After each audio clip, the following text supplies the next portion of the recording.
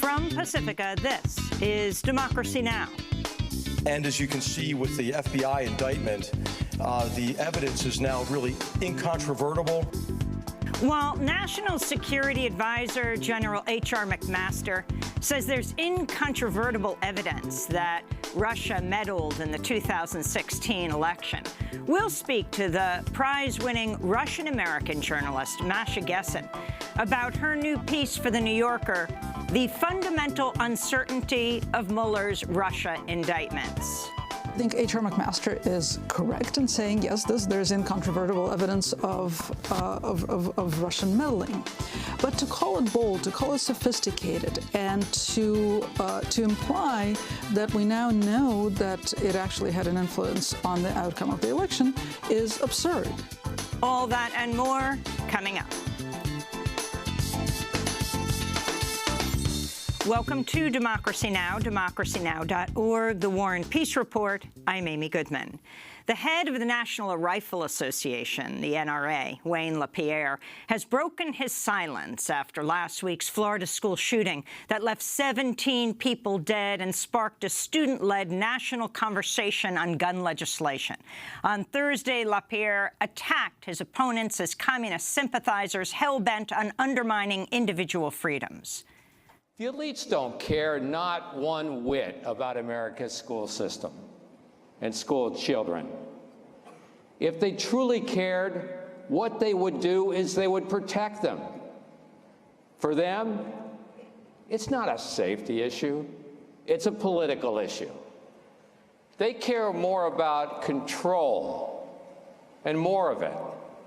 Their goal is to eliminate the Second Amendment and our firearms freedoms, so they can eradicate all individual freedoms. Wayne LaPierre was speaking at CPAC, the annual convention of the Conservative Political Action Conference. He was joined by NRA spokesperson Dana Lash, who singled out camera crews and reporters at the back of the CPAC convention. Many in legacy media love mass shootings. You guys love it.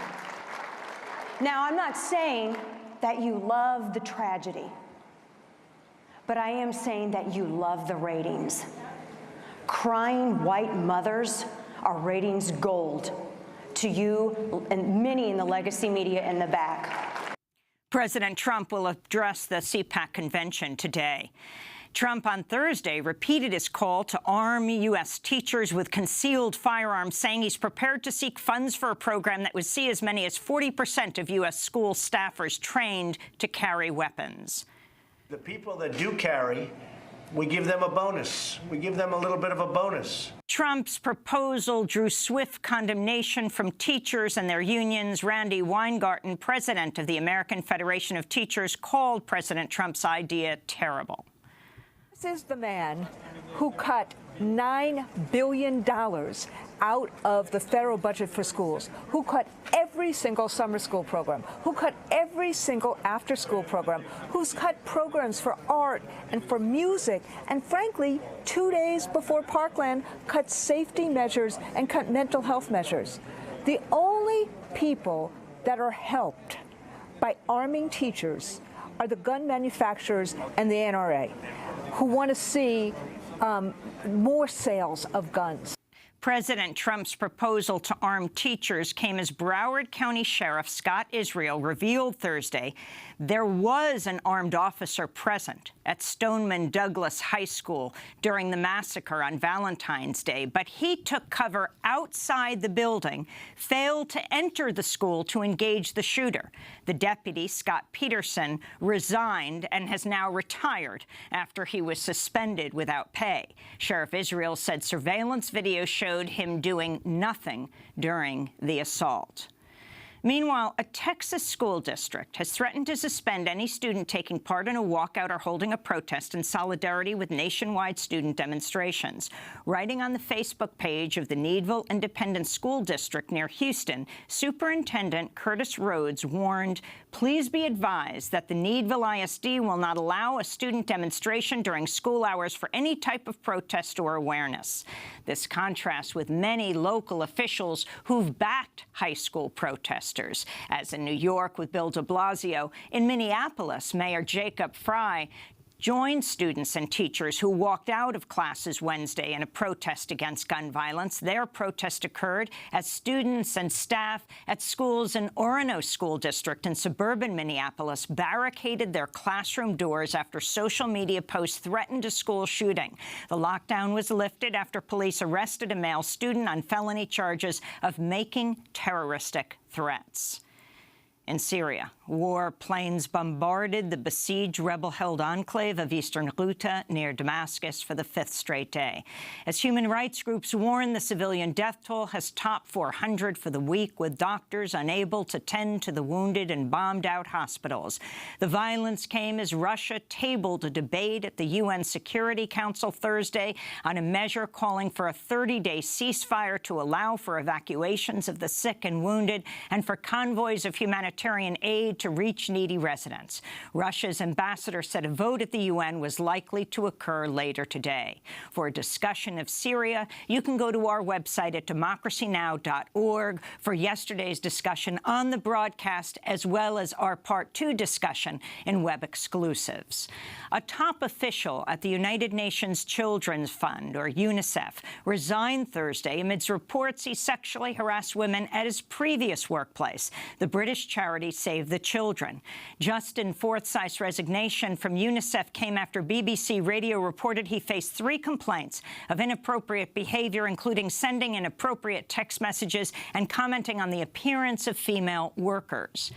In Haiti, the country has suspended the British charity Oxfam as it investigates reports that it tried to cover up sex crimes by senior aid workers in Haiti after the devastating 2010 earthquake. An internal Oxfam review concluded senior aid workers at the charity hired prostitutes at Oxfam properties in Haiti, then tried to cover it up. Haiti's Minister of Planning and External Cooperation, Aviel Florent, said Thursday his government is leading its own investigation into Oxfam.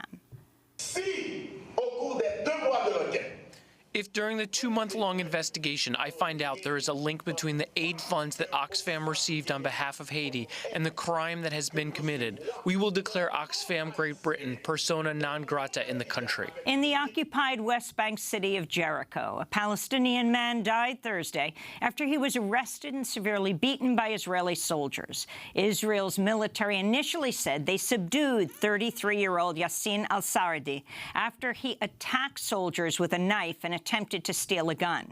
The military later said they fired bullets to stop al-Sardi after he attacked soldiers with an iron bar. But surveillance video later emerged showing Israeli soldiers kicking and beating the man before dragging his limp body away. The newspaper Haaretz reports an autopsy showed no bullet wounds were found on his body, contradicting the Israeli military statement. Back in Florida, state prison officials administered a lethal cocktail of drugs to death row prisoner Eric Scott Branch Thursday, stopping his heart. Witnesses to the execution say Branch screamed and repeatedly shouted murderers as the drugs were administered. Prison officials would later deny that the scream was caused by the execution drugs. Meanwhile, Alabama has postponed the execution of death row prisoner Doyle Lee Ham after medical staff decided they were unable to find a viable vein where they could inject lethal drugs. The postponement came after the U.S. Supreme Court rejected Ham's argument he has compromised veins from cancer and past drug use that would have made the execution by lethal injection unconstitutionally cruel. Meanwhile, in Texas, Governor Greg Abbott halted what would have been Thursday's 3rd U.S. execution, granting clemency to condemned prisoner Bart Whitaker and commuting a sentence to life in prison without the possibility of parole. Prosecutors say that in 2003, Bart Whitaker arranged to have a hitman kill his family members. He was convicted of masterminding the attack, which left his mother and brother dead. Bart Whitaker's father, Kent, survived the attack and later spoke out against his son's death sentence. In Virginia, a federal grand jury handed down fresh indictments against Donald Trump's former campaign chair, Paul Manafort, and his business associate, Rick Gates, accusing them of financial and tax crimes. The 32-count indictment came as part of special counsel Robert Mueller's probe into alleged Russian meddling in the 2016 election. The charges add to money laundering and conspiracy charges already filed against Manafort and Gates. And in Missouri, police arrested Republican Governor Eric Greitens Thursday after a grand jury indicted him on charges of felony invasion of privacy stemming from an extramarital affair in 2015. The indictment accuses Greitens of blindfolding and tying up a woman with whom he was having a consensual affair and then taking her picture without her consent and threatening to release the naked photograph if she ever spoke publicly about the affair. Governor Greitens was arraigned on Thursday and later released on his own recognizance. He's acknowledged the affair but denies any criminal behavior. Greitens is a former U.S. Navy SEAL who was elected in 2016 after he ran on a pro-gun, anti-Obama platform. He had been a Democrat who then changed to become a Republican. This is an excerpt of a campaign commercial in which Greitens is seen firing hundreds of rounds from a high-caliber machine gun.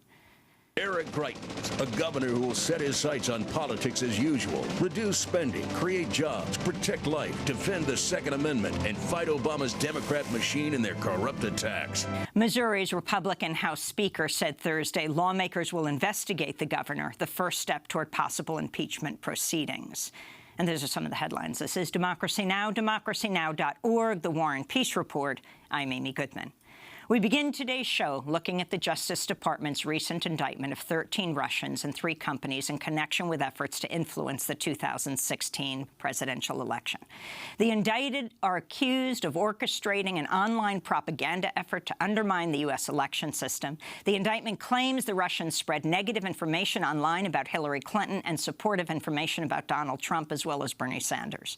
After the indictments on Friday, some analysts compared the Russian interference to Japan's 1941 attack on the U.S. naval base at Pearl Harbor, but others have warned not to overstate what Russia accomplished.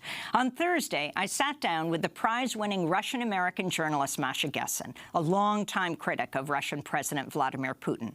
Her recent book, The Future is History: How Totalitarianism Reclaimed Russia. It won the National Book Award in 2017. Gessen recently wrote a piece for The New Yorker magazine headlined "The Fundamental Uncertainty of Mueller's Russia Indictments." I began there, asking her about these indictments. So, for somebody who actually has read the indictment, in its entirety, and actually the Russian reporting that is almost entirely repeated in the indictment, it's really hard to square that with the way that it's been portrayed as, sophisticated, bold effort. I think H.R. McMaster is correct in saying, yes, there's incontrovertible evidence of Russian meddling. But to call it bold, to call it sophisticated, and to imply that we now know that it actually had an influence on the outcome of the election is absurd. It was not bold, it was not sophisticated, and we don't know and probably never will know whether it had any impact.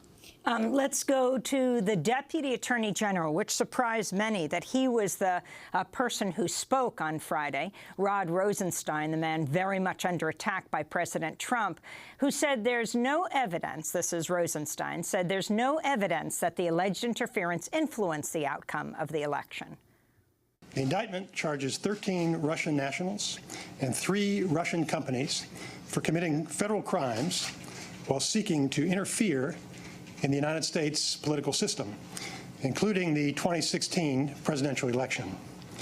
The defendants allegedly conducted what they called information warfare against the United States, with the stated goal of spreading distrust towards the candidates and the political system in general. So, Masha Gessen, talk about what you found in reading the indictment, looking at how people are responding in Russia and here.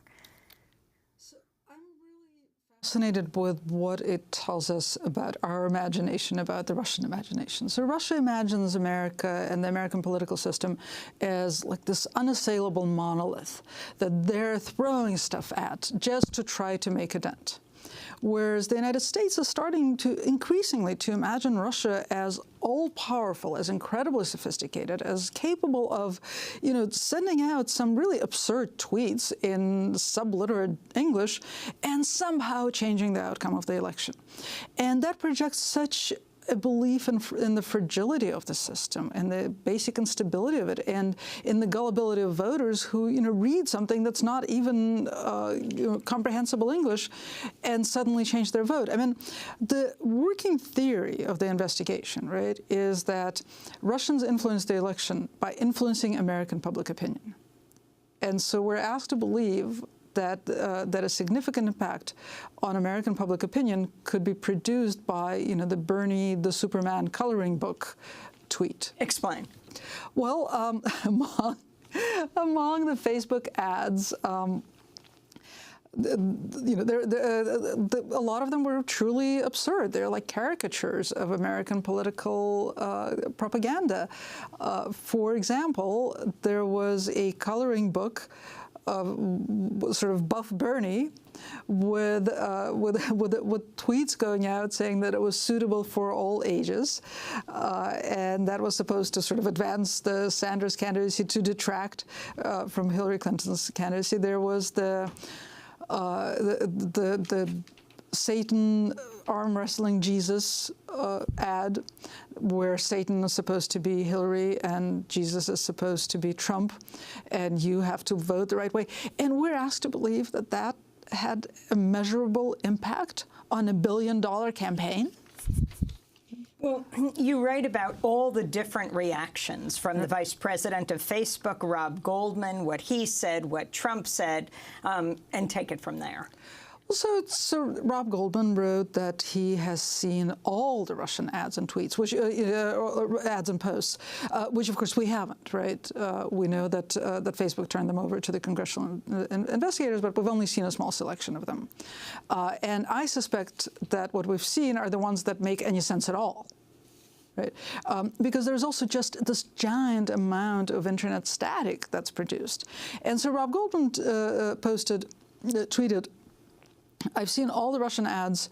Their goal was not to elect Trump, I think. Am I quoting this correctly?" Let me go to what the Facebook Vice President Rob Goldman said as he took to Twitter, writing, "Very excited to see the Mueller indictment today. We shared Russian ads with Congress, Mueller, and the American people to help the public understand how the Russians abused our system. Still, there are key facts about the Russian actions that are still not well understood." And then in a subsequent tweet, Goldman wrote, "Most of the coverage of Russian meddling involves their attempt to affect the outcome of the 2016 U.S. election. I've seen all the Russian ads, and I can say very definitively that swaying the election was not the main goal." President Trump quoted the latter statement in a tweet the next day. Right. So swaying the election was not the main goal. And I think, I mean, this is conjecture on my part, but also based on what I know about what the Russian trolls themselves are saying, because they have been interviewed at this point by Russian journalists. And, their goal was to create a mess, to screw with us, right? And I think that what Rob Goldman is probably looking at is a huge mess of incomprehensible sort of messaging. Incomprehensible messaging is a very important part of Russian propaganda. I mean, this is not an imaginary phenomenon, right? Creating a cacophony. It's not unimaginable here either. But creating a cacophony, creating confusion, creating the sense that nothing means anything anymore is definitely important, right? But that is different from saying that that their goal was to sway the outcome of the election, and that we can say with any amount of certainty that worked, and that's how we got Trump.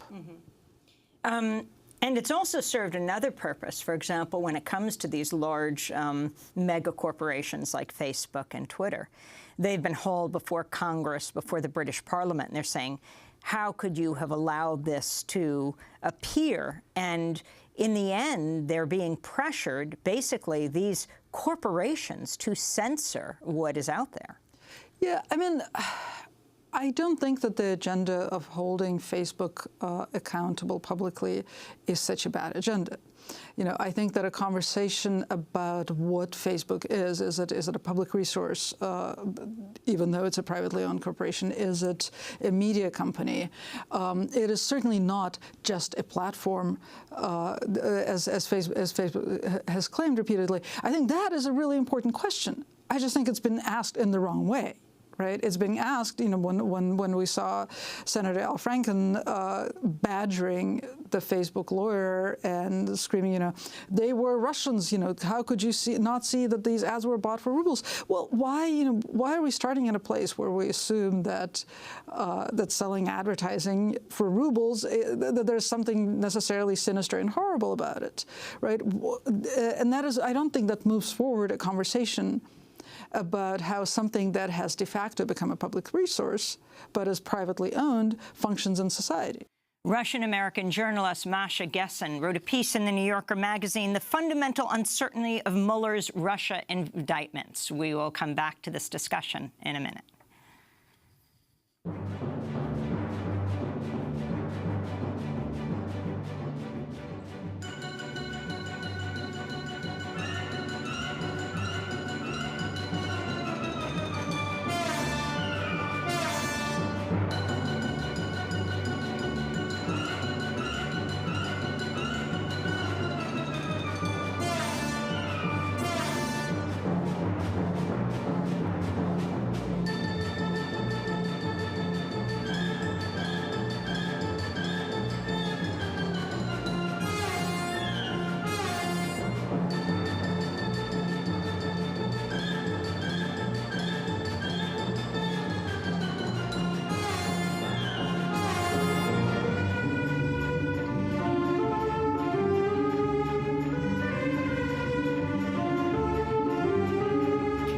Sabre Dance by Yuri Aronovich and the London Symphony Orchestra. This is Democracy Now!, democracynow.org, The War and Peace Report. I'm Amy Goodman as we continue our conversation with Russian-American journalist Masha Gessen about the recent indictment of 13 Russians and 3 Russian companies for interfering in the 2016 U.S. election. One of the Russians indicted last week by the Justice Department, Russian billionaire Yevgeny Prigozhin, who owns the Internet Research Agency, the Russian troll farm that was involved in the Russian election meddling. His nickname is reportedly Putin's cook. According to the Washington Post, he's also believed to control the Russian mercenaries who attacked U.S. troops and their allies in Syria this month. I asked Masha Gessen to talk more about him. Right. So the Russian state and the Russian government is a mafia state. And so the easiest way to think about it is it's a clan, right, with a patriarch in the middle. Who nominally owns what doesn't make a whole lot of difference, right? Because so they created this troll farm. Someone had to it had to be a private company. Someone had to nominally own it. There's very little doubt that it's getting funding from the Kremlin, right? So it's inside the clan, right? Whether Prigozhin as a person is actually particularly important in this game, none of us can say, right? But we do know a fair amount about how that company functioned. Right. There's been like great Russian reporting on what they were doing, and a lot of that reporting is regurgitated in the indictment with apparently some inaccuracies introduced in translation. Wait, explain that, because it's an important point. You're basically saying they're taking these Russian reports. I didn't find anything in the indictment that wasn't in the Russian report. The Russian investigative report that was published by RBC in October was terrific. Actually, they published two reports, one right after another. They really sort of got into this company. They interviewed people who told them, what they were told to do. They were very explicitly told to mess with the election. Right? They were not told to support one candidate over another. They were told to create a lot of static. They were told to mirror a lot of things.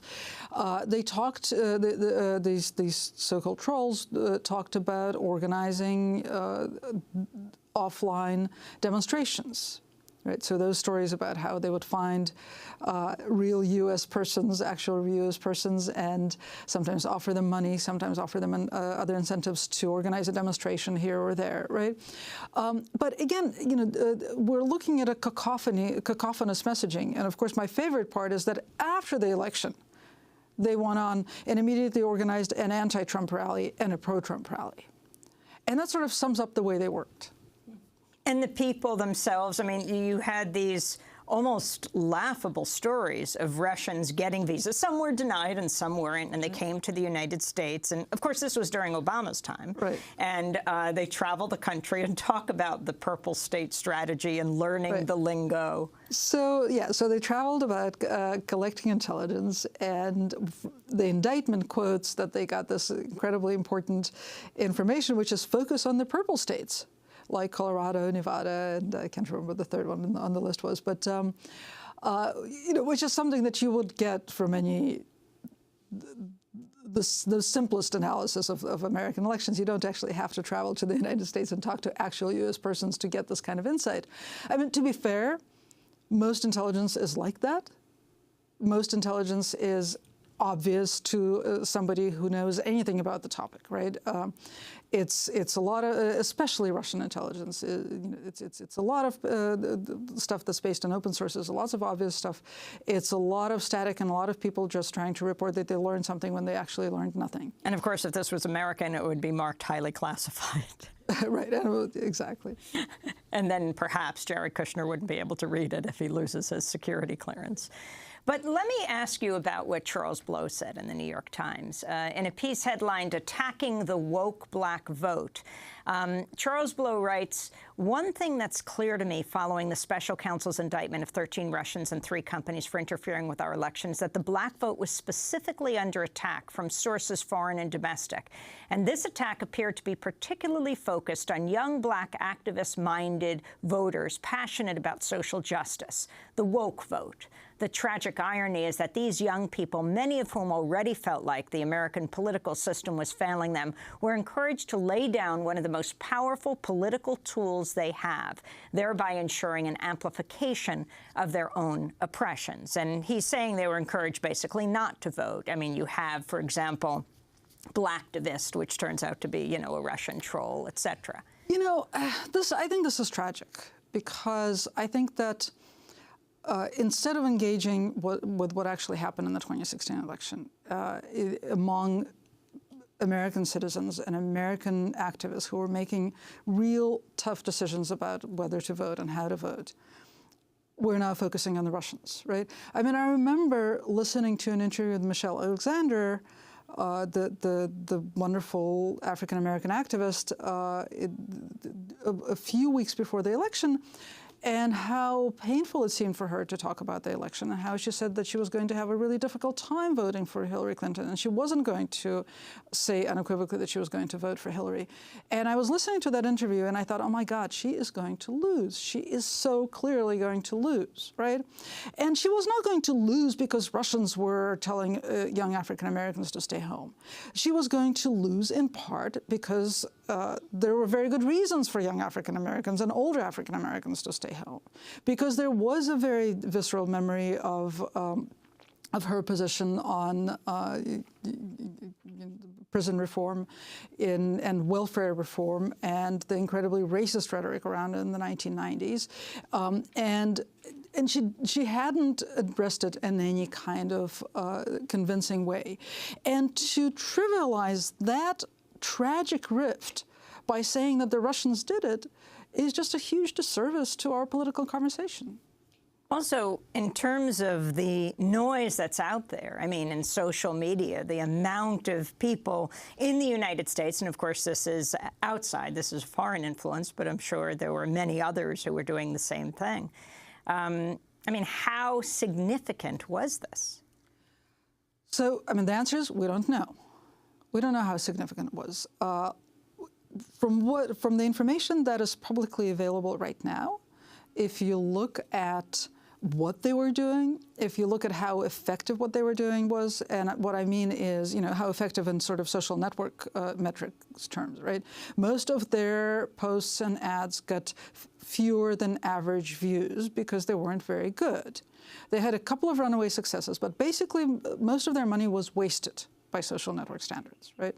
We're talking, according to the indictment, about a budget of a little over $1 million a month, right? So let's say they did this for a year. They spent, they spent $15 million in a campaign in which one side spent $1 billion, right? What do we have to imagine to say with the kind of certainty with which we've been saying it, that Russians swayed the election? I mean, granted, the election was won by 77,000 votes in 3 counties, and so anything, the weather could have swayed the election. But to point the blame at Russia specifically, I think is misleading, and again, it just detracts from the conversation we should be having, which is about how Americans elected Trump. I wanted to ask you about a piece you wrote last year in the New York Review of Books called Russia, the Conspiracy Trap, in which you wrote, Russiagate is helping Trump by distracting from real, documentable and documented issues and by promoting a xenophobic conspiracy theory in the cause of removing a xenophobic conspiracy theorist from office. I couldn't have said it better myself. But yeah, I mean, look, he is doing unspeakable damage to our political culture, to American institutions, to politics as we have known it, which hasn't been perfect, but it's certainly, it's being badly damaged. And I think I'm really worried that it's being damaged in ways that will make it extremely difficult to recover. And we don't have endless bandwidth. We don't have endless column inches available, even on the internet, right? And every time that we talk about Russiagate, we are not talking about immigration, right? Every time we talk about Russiagate, we're not talking about the decimation of the State Department. Every time we talk about Russiagate, we're not talking about deregulation. And of course, Russia's not the only one doing it. And interestingly, the piece Saturday, right after the indictments came down on Friday, the New York Times, in the jump to the inside page, has a little phrase that says, of course, it's not that the CIA hasn't done this kind of thing before. I mean, that's an interesting conversation, right? I mean, I think that there are perfectly valid arguments to be made when we say, okay, it's not the same, right? Some foreign interference may be acceptable or justifiable, and some may not be. If it's us doing it, it's one thing. If it's them doing it, it's another thing. I mean, you look at. But let's engage with those arguments, right? Let's not act like any foreign country. Trying to influence the outcome of the American election is a priori wrong. And this is not a popular argument, but I think it's an important one. This president is putting every person in the world at risk of dying in a nuclear holocaust. This president is putting every person in the world at risk of living on a planet where irreversible damage has been done to the climate. Right? And so to say that the world has no business has no stake in the outcome of the American election is actually irresponsible and wrong and also xenophobic, right? I mean, it's very Trumpian to sort of say, we'll do whatever we want here because we've got our sovereignty. Think about that, right? And then make a reasoned argument for keeping Russians, out of the American public sphere because they are so disruptive, misleading, bad faith, et cetera. But it has to be a good reasoned argument and not just this knee-jerk xenophobia. And Trump saying, talking about these indictments, that they're sowing, creating, if it was the goal of Russia to create discord, disruption, chaos within the U.S., then with all the committee hearings, investigations, and party hatred, they've succeeded beyond their wildest dreams. They're laughing their asses off in Moscow.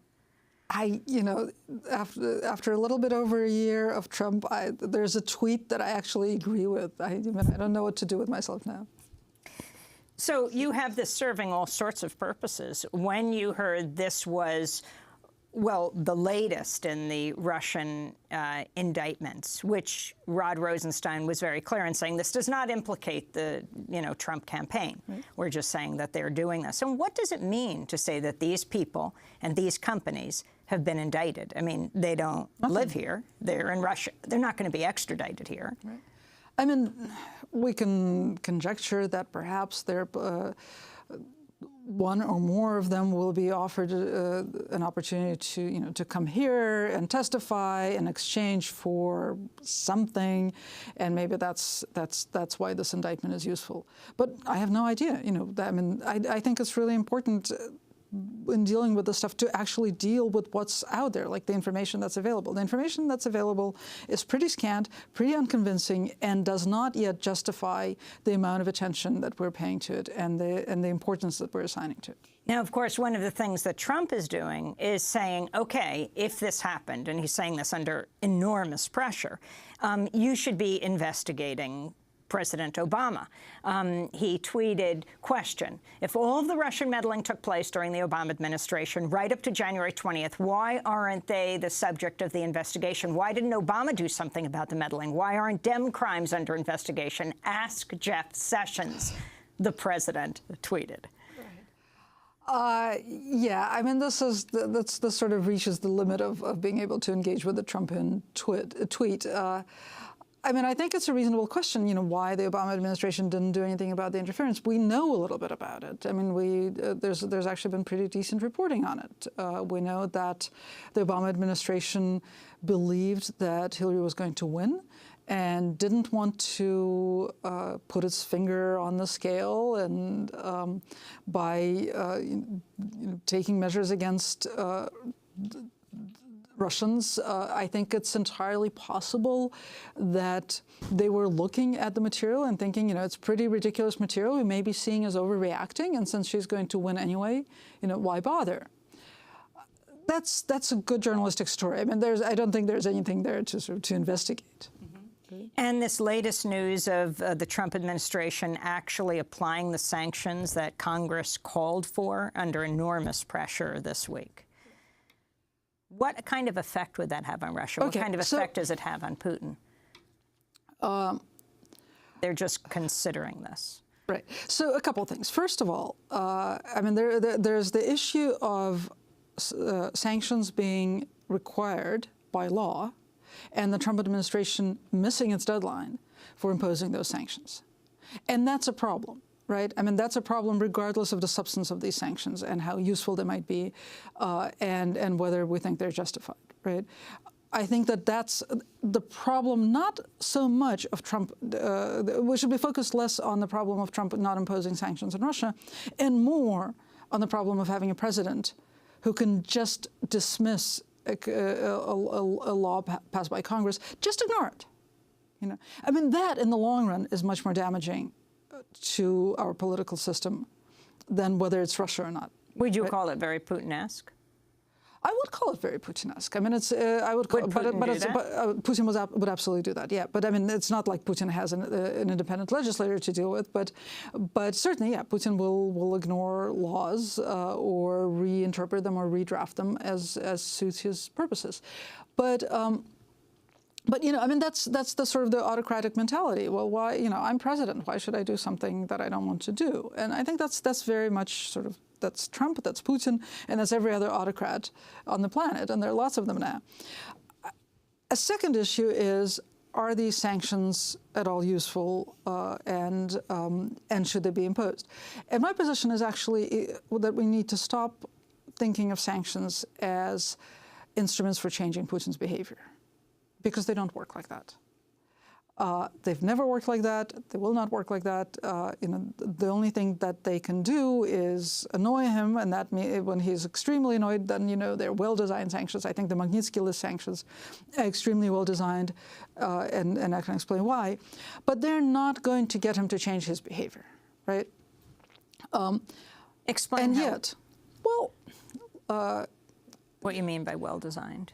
So the Magnitsky List sanctions, which are personal sanctions against people whom the U.S. government believes to be implicated in grave violations of human rights, but they focus on people who are fairly close to Putin, who are wealthy, and they essentially lose their ability to not just to own assets and to travel here, but to do any business with U.S. currency.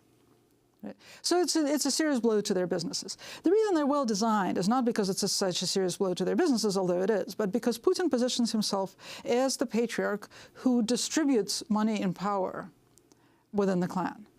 And those sanctions actually directly attack his ability to distribute money and power, because the U.S. government basically takes away the money and the power that he is gifted. And I think there's brilliance to those sanctions, and that's exactly why those sanctions are the ones that get the biggest reaction out of Putin. Now, the conceit behind these sanctions, there are a couple of theories behind them. One is that we will get the elites so mad that they will coalesce against Putin. That's not going to happen. Another is that it will hurt the Russian economy, and Putin will get worried about becoming less popular, and that's also not going to happen. The kind of regime that Putin has built actually thrives on economic scarcity. He is not going to be hurt by sanctions. And in fact, the counter-sanctions that he has imposed in response to the sanctions imposed because of the war in Ukraine, the counter-sanctions have had a bigger impact on the Russian economy than the sanctions themselves. Still, I think sanctions are the right thing to do. And they're the right thing to do not because they can affect Putin's behavior, but because it's wrong to do business with a dictator. It's wrong to be partners with a country that claims to be fighting terrorism when actually it's waging war against several nations within its own empire. In the guise of fighting terrorism. And what I found even more disturbing than Trump's failure to impose sanctions was that very week, when he was supposed to impose sanctions, 3 Russian spy chiefs who are under U.S. sanctions came into the country to discuss cooperation on fighting terrorism. Here. Came to the United States. At the invitation of the Trump administration. At the invitation of the Trump administration, which basically overrode the sanctions in order to bring them to the country. And they clearly think that it's politically safe to do that because it's fighting terrorism. But actually what it is, it's being in bed with a bloody dictator, who imprisons and kills his opponents, and who, in the guise of fighting terrorism, has killed hundreds of thousands of people. Another plea agreement was announced, this one with a 33-year-old attorney, Alex van der Zwaan, who pleaded guilty to lying to the FBI about his contacts with Trump campaign official Rick Gates. Apparently, he deleted email with him. Van der Zwaan, son-in-law of German Khan, a Ukrainian-Russian billionaire, one of the richest men in Russia, and the owner of Alpha Group. Can you tell us about who he is and the significance of this, if there is significance? It's hard to tell, right? Alpha Group, the name of Alpha Group has surfaced repeatedly in conversations about the potential ties between Russia and Trump. There was that story about a server in the Trump Tower that seemed to be exist exclusively to facilitate connections to Alpha Bank. At the time, the FBI told the New York Times, this is now over a year ago, that they didn't see anything conspicuous about that server, that maybe it was just a disused server that Alpha Bank was, that accidentally became the target of Alpha Bank spam. My guess is that that's not really the case, that there was something going on. But, we just don't have enough information at this point to say, okay, Alpha Group, this Dutch guy who's been indicted, Khan's son-in-law, we can piece it all together now. We can't piece it all together yet. And it's still an open question whether Mueller can piece it all together. And the media's obsession with Russiagate. If you turned on CNN, if you turned on MSNBC, I was talking to a Russian cab driver the other day, and he said, I left Russia to escape Putin, and all I see is Putin in the United States. Well, you know what? On the one hand, all you see is Putin in the United States. On the other hand, my friends who are foreign correspondents in Moscow are just desperate because they haven't had an opportunity to write about Russia for over a year now, because all their editors are interested in is what Russia did to the American election. And actually, that's a really great example of how incredibly sort of circular in our thinking we have become, and how even more self-obsessed than before the Trump election. And the effects overall on the critical issues that are facing people in this country. I wanted to, as we begin to wrap up, ask you about the news agencies that are now registering as foreign agents in the United States. Most recently, RIA Global, which produces content for the Russian state-owned news outlet Sputnik, registered as a foreign agent last week, and I believe in November, RT also did. Yeah, so they've been required by the federal government to register as foreign agents. With, I mean, legally, there seems to be a very solid case for. They certainly have foreign agents. They're agents of a foreign state, and you know, especially RT, which broadcasts here. It's a reasonable question to ask about the relevance and consequences of the requirement to register as foreign agents. Because, first of all, Russians are going to react. They have reacted by putting more pressure on foreign journalists there. I bet they're going to start requiring regular, you know, independently owned American media to start registering as foreign agents, which will make it much more difficult for these media to function. Not that they're having a great time working in Moscow in the first place. It also seems to just fuel this sort of xenophobic attitude without having any real consequences. I mean, what is the benefit of having these companies register as foreign agents? But you know, I wouldn't waste a lot of breath debating this. Mm-hmm. And I just want to end at a point you made at the very beginning with the networks obsessed with the Russia connection. Mm-hmm. And what it means about what it leads to, which is this lack of self-reflection when it comes to President Trump being elected president of the United States. Right. So ultimately, we keep talking about how Russians elected Trump. And even if everything that, you know, the wildest hopes of people who are watching the Russia investigation with bated breath, even if their wildest hopes come true, and it can be shown that Russia influenced the outcome of the election, Russia will have influenced the outcome of the election by influencing American public opinion, which brings us to square one, which is to ask why and how did so many Americans decide that they wanted Donald Trump for president. And that's the conversation we should have been having for the last year and a half instead of obsessing about Russia. And you think it serves the Democratic Party, or at least those entrenched in power now, to continually say, look outside, it couldn't have been us? I don't think it serves the Democratic Party. I think that because it's, you know, I don't think that the problem is that the Democratic Party gets to cover up its failures. I think the problem is that the Democratic Party is not pushed to try to figure out what it needs to be doing now. You know, it's not pushed to confront the very basic fact that there were a lot of people in this country who went to the polls consciously to cast a protest vote. Not because they thought that Donald Trump was going to make life better for them and is going to bring back manufacturing, but because the system hasn't worked for them for so long, because they conscientiously went and voted, and they were told that their life was going to get better, and their life gets worse, and they don't see a cause and effect relationship between the votes that they cast for politicians who promise them things and their lives. And they finally say, you know, if Donald Trump is the grenade that I can throw at the system, then I'll do that. Russian-American journalist Masha Gessen. Her most recent piece for The New Yorker magazine is headlined, "The Fundamental Uncertainty of Mueller's Russia Indictments." When we come back, world-renowned filmmaker Raoul Peck. He'll respond to Wayne LaPierre attacking gun control advocates as communists. His new film, Raoul Peck's, is called The Young Karl Marx. Stay with us.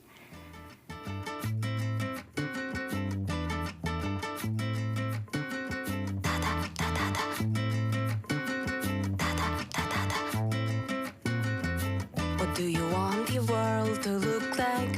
What do you want it to be? Do you know that the wall has two sides and nobody is free? Did your mama come from Mexico? Papa come from Palestine? Sneaking all through Syria, crossing all the borderlines. Make America Great Again by the Russian protest band Pussy Riot. This is Democracy Now! I'm Amy Goodman. The head of the National Rifle Association, NRA Chief Wayne LaPierre, has broken his silence over last week's Florida school shooting that left 17 people dead and sparked a student-led movement for gun control. On Thursday, LaPierre attacked gun control advocates as communists. On college campuses, a Communist Manifesto is one of the most frequently assigned texts. Karl Marx is the most assigned economist. And there are now over 100 chapters of Young Democratic Socialists of America at many universities, and students are even earning academic credit for promoting socialist causes. In too many classrooms all over the United States, and I know you think about this when you decide where you're going to send your kids to school, and your kids think about it too. The United States Constitution is ignored, United States history is perverted, and the Second Amendment, freedom in this country, is despised. That's NRA head Wayne LaPierre speaking at CPAC, the Conservative Political Action Conference, Thursday.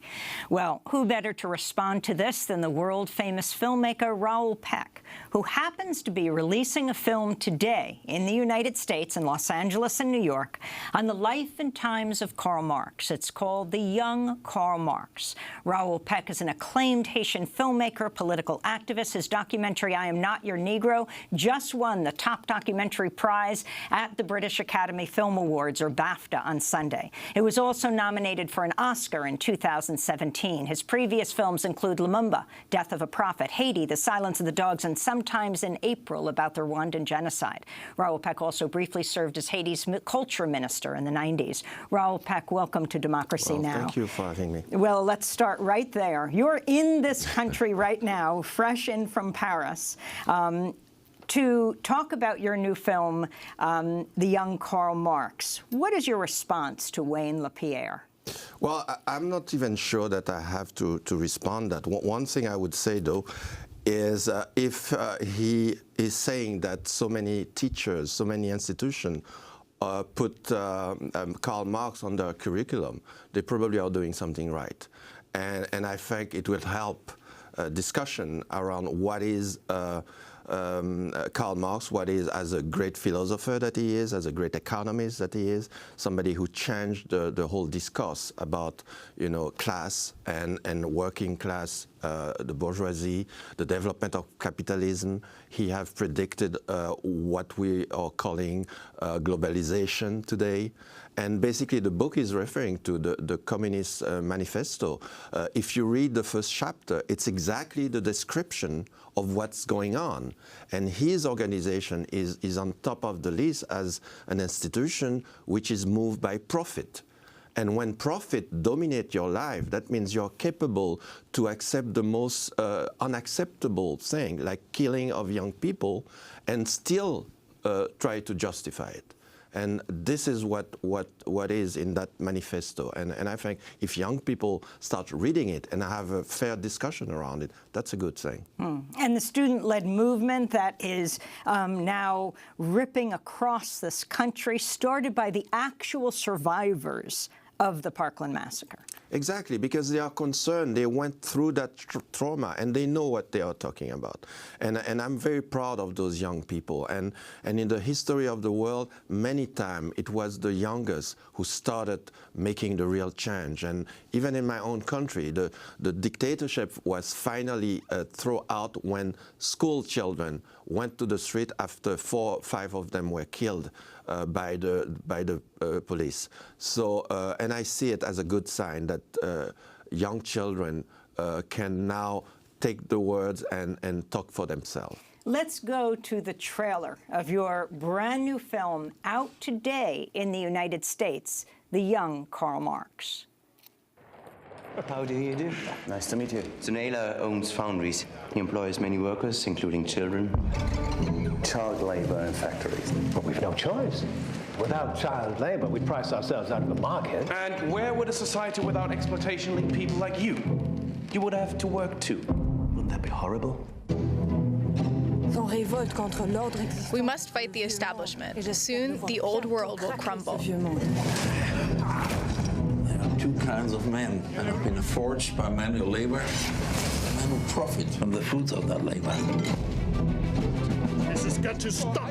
It's intolerable. Count yourselves lucky I don't sack the lot of you. I hate and despise gentlemen. They are swine who grow fat on the sweat of laborers. We're fit for the scrap heap. Is that what you're saying? You heard it. Get out. Sie können uns vorübergehen. They can try to stop us, but they cannot stop our minds. A few nights in jail will do us some good. Gentlemen, I'm all yours. Karl, darf ich vorstellen? Friedrich Engels. Haben Sie meine Texte gelesen? Ich habe Ihre. Have you read my work? I've read yours. You're the greatest thinker of our times. Happiness requires rebellion. Everything can change. Nothing lasts forever. We'll overthrow the old order. It's time to wake up. Alle Philosophen haben bis jetzt immer nur. Until now, philosophers interpreted the world, but it must be transformed. The bourgeois and the workers, are they brothers? No, they are not. They are enemies. To free minds and free spirits. Parole de Premier ministre François Guizot. Vous êtes expulsé du territoire français. By the order of the Prime Minister, you're expelled from France.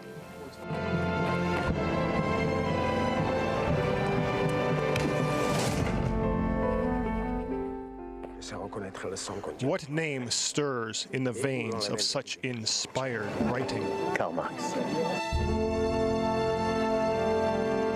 The young Karl Marx. The film set in factories and ferment of Paris, Brussels, Prussia, and England of the 1840s. The young Karl Marx is nonetheless a film about today. Raoul Peck, it's quite astounding to see this. The 200th anniversary of Karl Marx's birthday is in May. Talk about why he was so influential in your life. You say he and James Baldwin have had the greatest effects. Well, James Baldwin and Karl Marx were basically my two main teachers. I was lucky to read James Baldwin when I was 18, and I did 4 years of seminar on the Capitol in Berlin, where I was studying when I was 21. And for Marx, don't forget, is the main brand who analyzed the capitalist society, starting by the Industrial Revolution. And the story of the film, it's exactly those beginnings, where 3 young Europeans, from wealthy families, by the way, wealthy middle class, decided that the world had to change. The type of incredible production of riches, of merchandise that went hand in hand with the creation of poverty and exploitation, they thought this had to change, and they started not only to work on a theoretic level, but as well in organizing the new working class, which was basically beginning in Manchester and elsewhere. And the film, The Young Karl Marx, also happens to be about Friedrich Engels, yes. Who is the son of an industrialist. And of a great friendship, you know, and Engels did major work before meeting Marx. What he did is an important research about the condition of life of workers in England and especially in Manchester. And those two minds meet and realize that together they could make everything change. And of course, Jenny Marx, Karl Marx's wife, who is also part of that, and Mary Burns, she's a working woman, and the 4 of them became friends for during their whole life. Burns married to Engels. Yes, they didn't actually marry, but they lived together until the end of Mary Burns died first. And so as this film is released, The Young Karl Marx in the United States, in the aftermath of the Parkland Massacre and the remarkable uprising of the students who are taking on the entrenched power of the NRA, we have 10 seconds. Well, that's the thing. Capitalism and people like Lapierre makes you believe that we cannot change anything because that's the way it is. And Marx and those young children are telling you, no, because human beings make history. So if you get together and if you're a collective, you can change anything you set your minds to. Well, Raoul Peck, we're going to continue our conversation. And by the way, congratulations on your BAFTA, the equivalent of the Oscars in the United States, for I Am Not Your Negro, about James Baldwin. The new film, The Young Karl Marx, out today in New York and Los Angeles. I am Amy Goodman. This is Democracy Now! Special thanks to our producers, Mike Burke, Renee Feldstein, Guzder, Nermeen Sheikh, Carla Wills, Laura Gottesdiener, Sam Alkoff. Thanks for joining us.